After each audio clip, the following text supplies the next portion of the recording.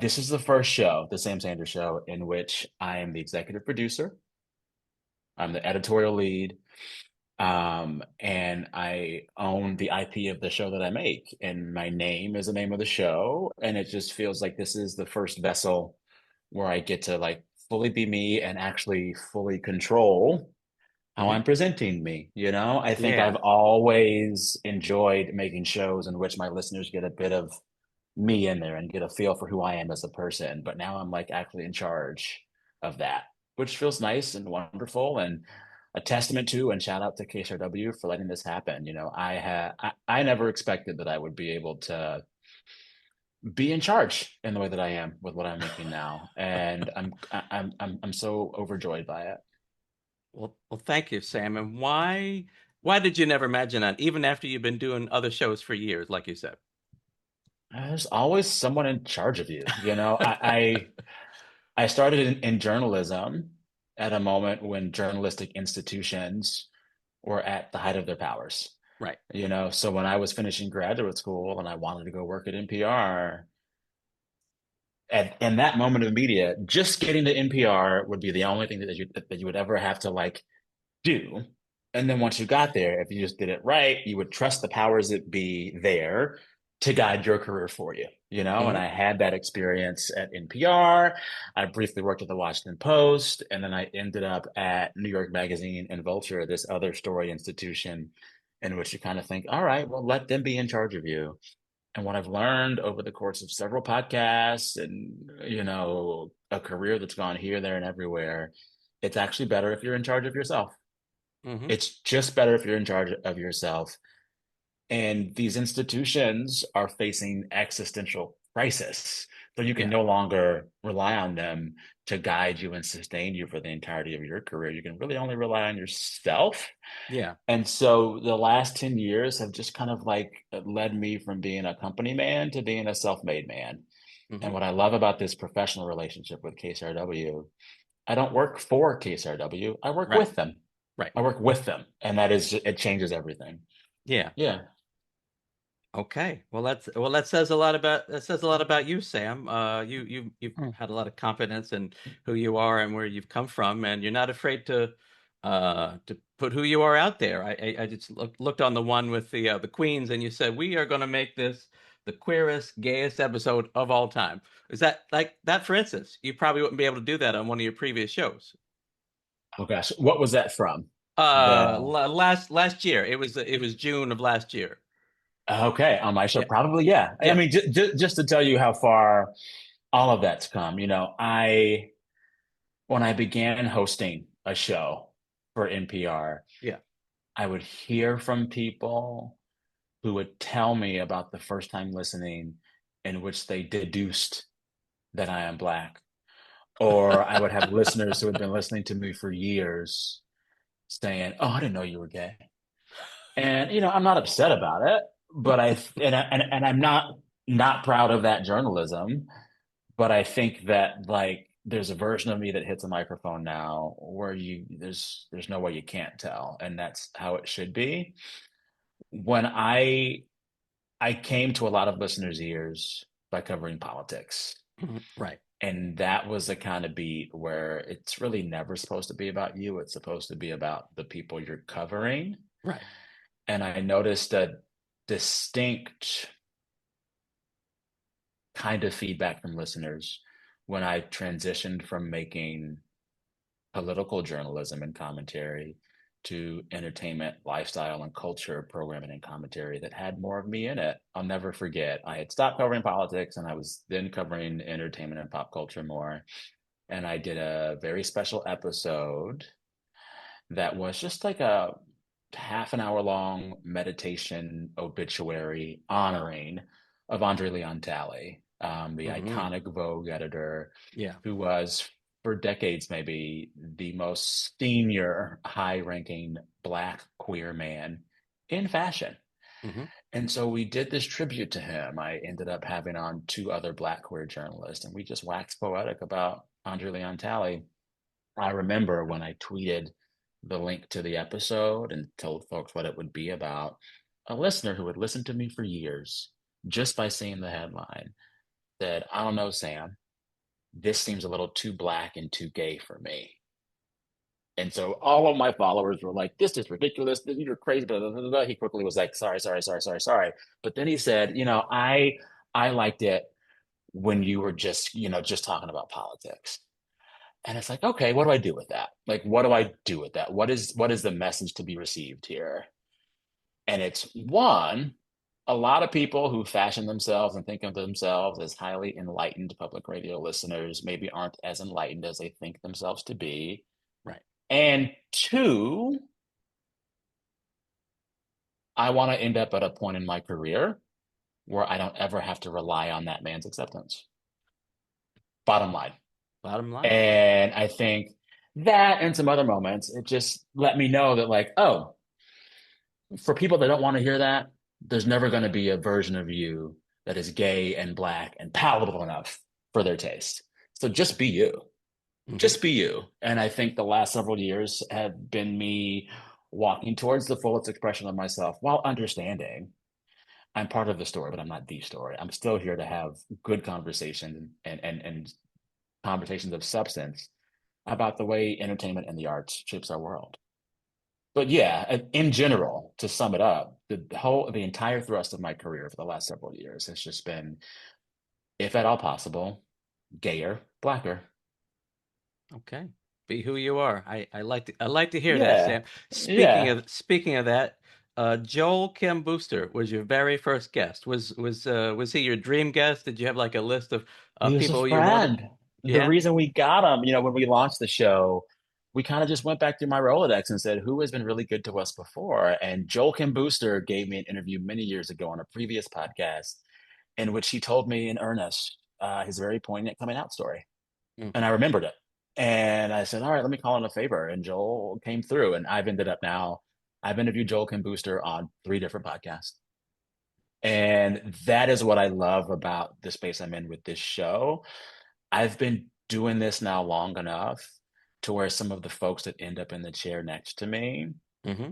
they're no longer interview subjects or acquaintances. Some of them have become like parts of my life, you Yeah. know?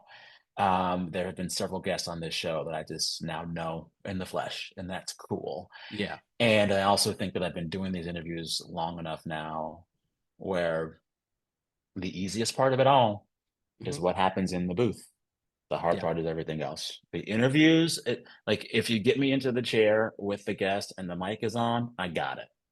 It's all the stuff happening outside that has been several learning curves, navigating media and journalism, going through these existential crises, navigating the shift of our industry towards video, navigating influencer culture and the rise of the celebrity podcast.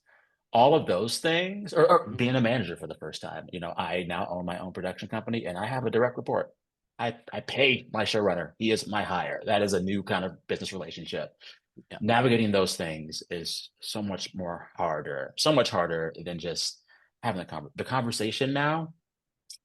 That is the fun, easy part. And I'm grateful that I've been able to spend as much time learning how to get that good at that. I will never say anything bad about any of my other professional experiences. Every show I've done, every colleague I've had, every place I've worked has taught me something. But I feel like this version of me in the podcast and video podcast space is the Hmm. fullest realization of who I am. I, you know, Sam, I hate to pivot to somebody else, but when you said that, that reminded me of Stephen Colbert, who recently ended, his CBS run. Obviously, I'm sure you were following that, but I was. along the way, he kept saying how grateful he was to be here. And then Jon Stewart, one of his last guests, reminded him. He said, "I don't know if I could be as nice about this as you are, Sam." So it takes a lot of grace to come at it the way you're coming at it, is what I'm saying. There's also, a bunch of therapy, a lot of yoga, and, a California lifestyle. It just centers you. I think, there are moments in everyone's career Yeah. where things happen to you, people happen to you, institutions happen to you, and you're angry about it. And the work that you have to put in to guarantee sustainability and Hmm. longevity in this career is to like find a way to turn your grudges into lessons. That's it. I have worked with managers who knew they were paying me less than my white counterparts and were telling me to be grateful the whole time. Oh, I geez. have worked with bullies. I have had shitty managers who were just talking shit about me and not helping my career. I have worked with people who didn't have my best interests at heart. And I think that what has been beautiful about the last few years of career life, whatever, has been turning all of those things into lessons and into strength building. I think, I was saying earlier, I came up in a moment in which the institutions were sacrosanct and you were supposed to put all of your trust in these institutions once they accepted you. And what I found was that when I was letting institutions or managers or leaders or whoever tell me what to do and tell me what my career should be, I was never acquiring the skills or learning the lessons that you get when you make your own decisions. And I think a lot of times we are told that the decision makers at these institutions or the fancy agent or the fancy manager, they're clearly going to make the best decisions for you. So you need to trust them and let them be in charge of you.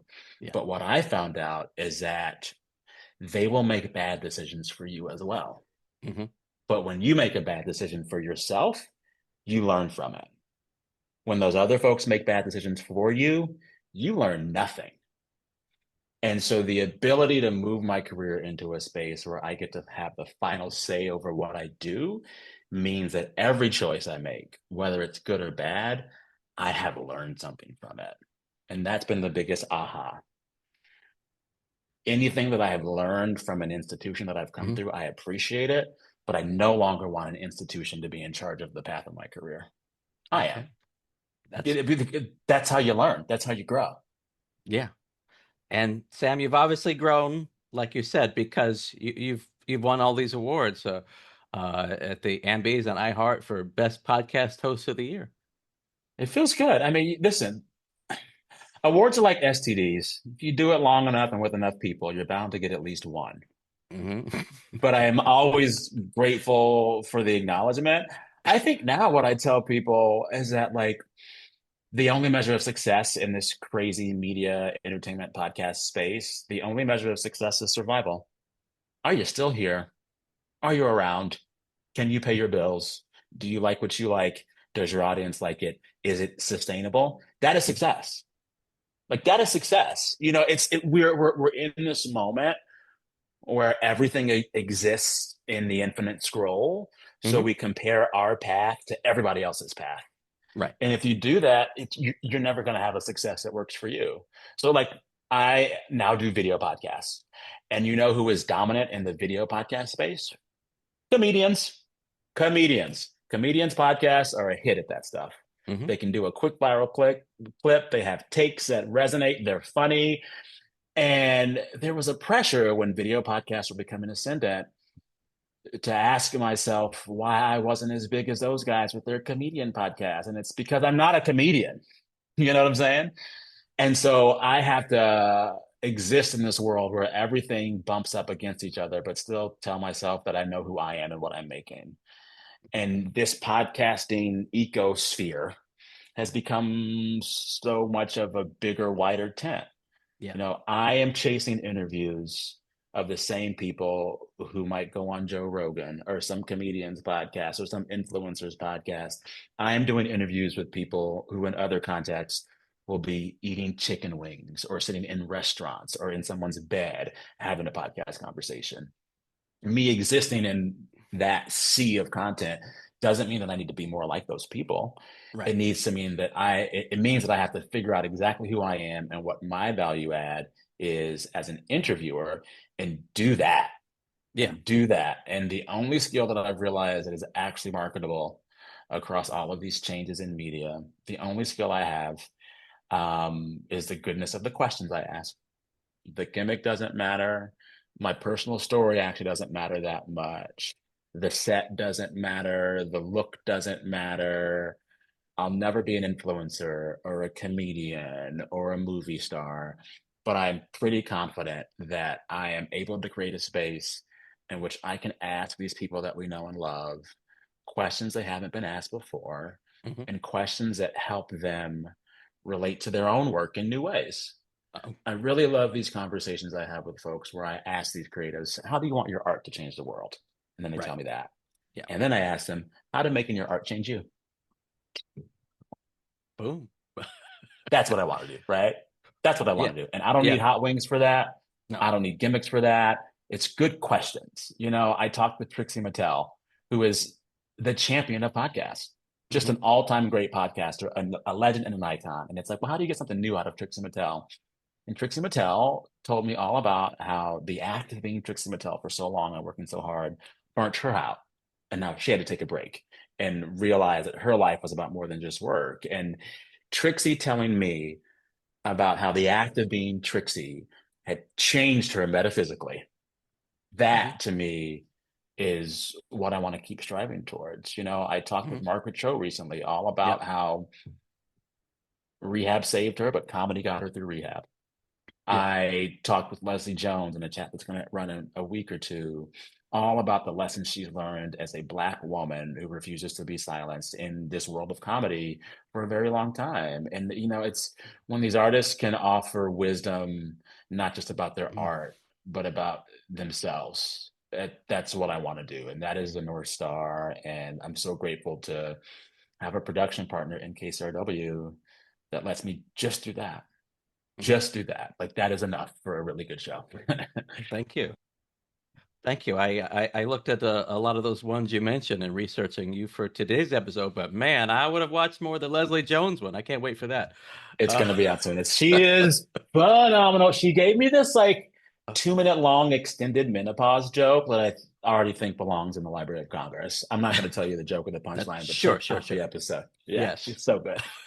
I will. Well, a lot of directions I could go from here, Sam, but I want to Yeah. ask you, you said without letting it change you, but how do you think the show has changed from episode one to I haven't counted how many you're on, but I know you did 100 We recently. just did But 100. yeah, I think I'm more comfortable on the camera. uh-huh.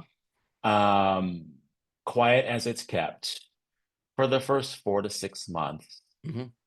I was fighting off a panic attack every time the camera turned on because it fundamentally changed the way I relate to the concept of an interview.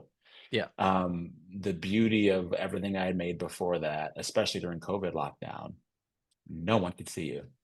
So right. you're having these conversations where you go really deep with these folks about their innermost dreams and desires and how their art makes them in the world. And you don't see them and they don't see you. And it almost makes it easier to crack them apart emotionally. Hmm. And it often meant that during these interviews, I was doing anything but standing still.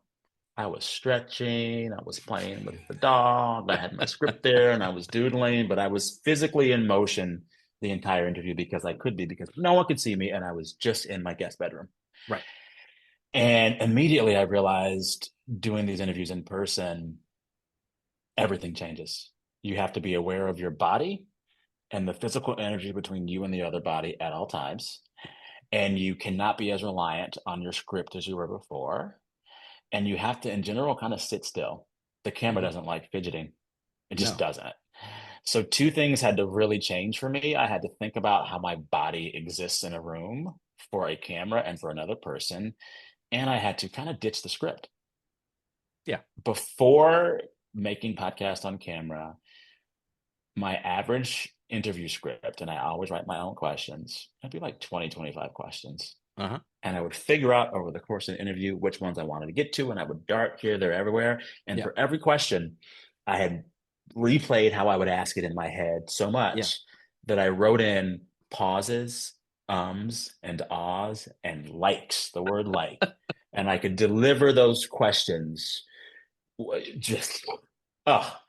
And now what I have to do with these interviews, and a friend of mine who was a podcaster, now a video podcaster, um, she said, you write the script with everything you want to ask, and then when it's time for the interview, you put the script away.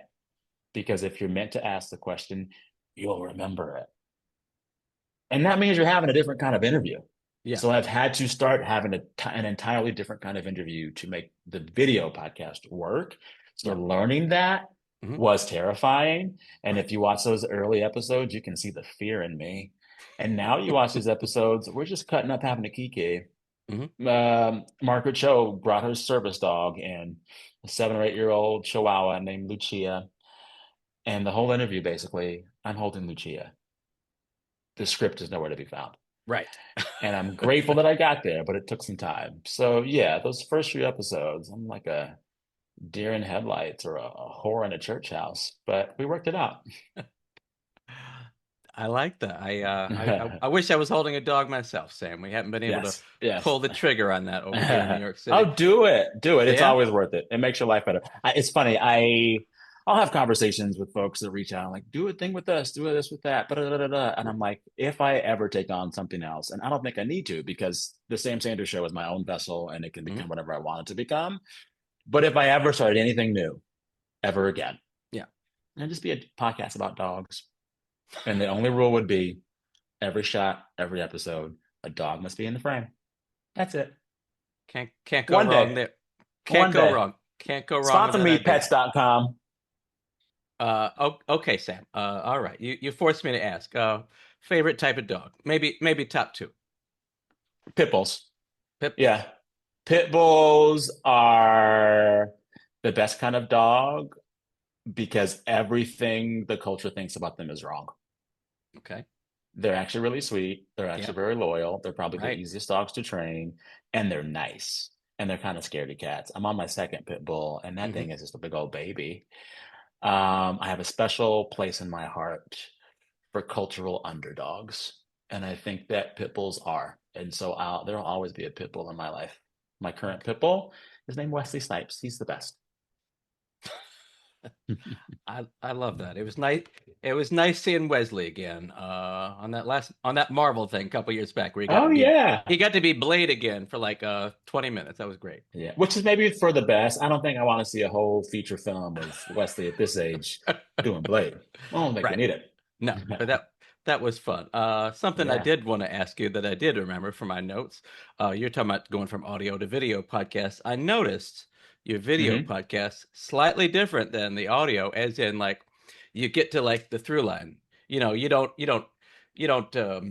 introduce them so much on the video No, portion of the podcast. no. It Because just you can goes read right the into it. caption, you can read the intro. And that was a recent change. And I want to thank members of the analytics team at KSRW, particularly Anastasia. Okay.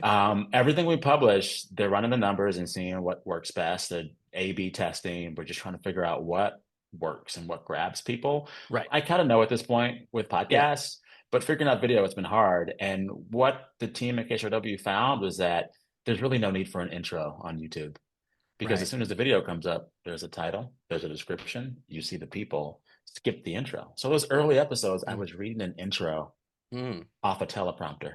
right. And we had a few listeners say, we don't need the intros. And finally, the team at the station was like, skip the intros. And it worked. Our Trixie Mattel conversation, we just Mm, jump right in. And it's been doing gangbusters online. yeah. So that has been an interesting nut to crack and an interesting equation to solve. I'm having what exists in all these platforms is a really good conversation about Yeah. entertainers and the art that they make, but it exists a little bit differently in every medium. It sounds a bit different on the radio. That cut is not the same as the podcast cut. That cut is not the same as the YouTube cut.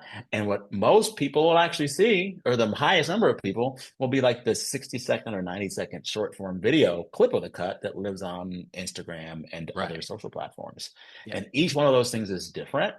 I'm very lucky that once we tape a conversation, I give a few top line notes and then I trust the folks that do all that to make each thing work for its platform. But I don't, I listen back to everything eventually, Hmm. but I don't ever watch a full length of me in those interviews because the last thing I want to see for 45 minutes to an hour is my own face.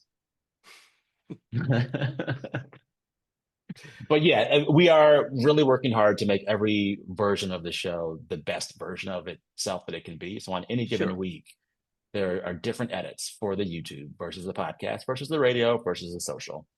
And it is really awesome to see the ways in which KSRW has Hmm. just leaned into it.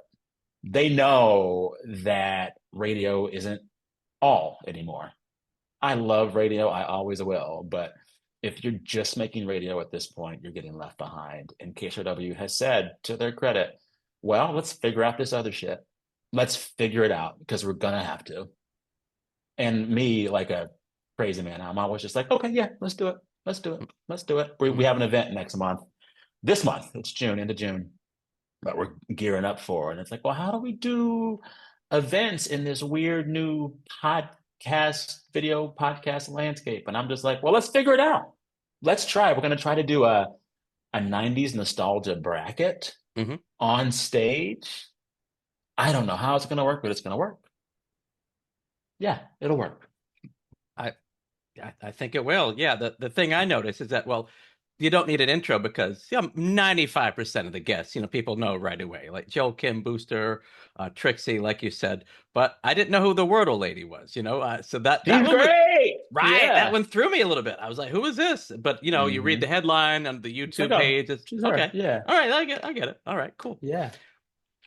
And something well, since you're not focused on politics anymore, and the very Yeah. first interview with Joel Kim, he's like, "I'm so glad I don't have to talk about trauma anymore, or how did Yeah. this feel to you?"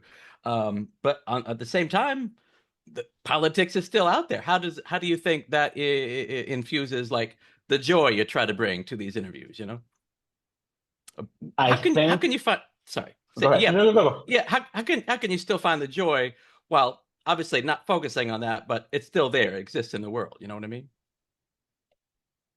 I've had this conversation a lot with folks over the years. I mean, Yeah. personally, I think ever since Prince died, the world has not been right. Like we have been unwell since Prince died, and I know that I'm true in this, but I'll have this conversation, oh, the world is on fire. How can Hmm. you talk about a movie, or how can you Hmm. celebrate, or how can you just like make music and live? Right. And it's like a thing that has always been a truth about human beings as long as we've been human. In any social setting, without fail, whether our societies are succeeding or failing, humans always dance. Humans dance at births, they dance at deaths, they dance at celebrations, they dance in mourning, they dance in war. There are war Yeah. dances. People always find room and space to dance. In terms of keeping you alive on a day to day basis, dancing isn't necessary. You can live without dancing, and yet all humans that live dance. Yeah. Why? Right? It's Hmm. because we need the release. It's because we need that creativity. It's because we need the things that dancing gives us. And the point of dancing is its inefficiency. Yeah. I interviewed Jacob Collier at On Air Fest. You might have been there for the chat.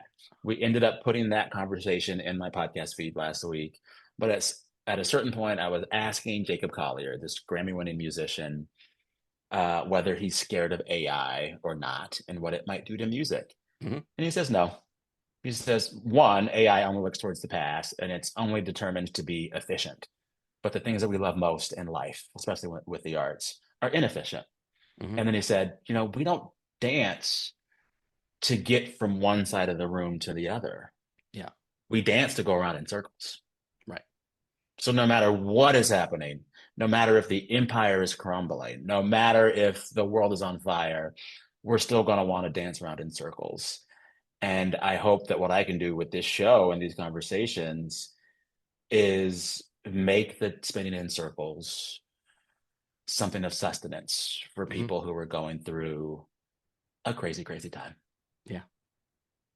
I appreciate that about you, Sam. I feel the Oh, same thank way you you. do about Prince, as I did about Leonard Cohen, who you might have. Yes. He died Oh, like yeah. right at the beginning. I think it was the pandemic. They were like, yeah, Leonard Cohen Hmm. got him. It was a transcendent experience. I could tell the performance. It felt like him and the whole, the whole room had done this show like 1,000 times, but it was perfect every Yeah. time. Did you have I that same love kind it. of experience with Prince? I went to a secret Prince show years ago. A former colleague, thank you, Sonari Glinton. Prince would do these secret pop-up shows, and Uh-huh. Sonari got me an extra ticket. He was doing a secret show at the Palladium. Prince played for 4 or 5 hours. He had a 12-piece Wow. horn section. He jumped from Wow. piano to guitar to bass the whole night. I did not know that you cannot take videos of a Prince concert. So Oh. about 2.5 hours in, I'm like, let me get some video. Before I know it, I'm holding my camera and I feel my body lift up off the ground and I'm walked outside. Wow. Security guard takes me out. And as he's throwing me out, he says, "You can't take videos at a Prince concert." And I say, "I know," but it was too late. Friend I was there with, Shireen, bless her soul. I was like, I can't ruin this experience for her. She's still inside enjoying the great Prince concert. So I went to my Prius, took a nap, and when the show was done, she came and was like, "Yeah, you missed the rest of a great show." And then we went home. But I forget where I was going with this.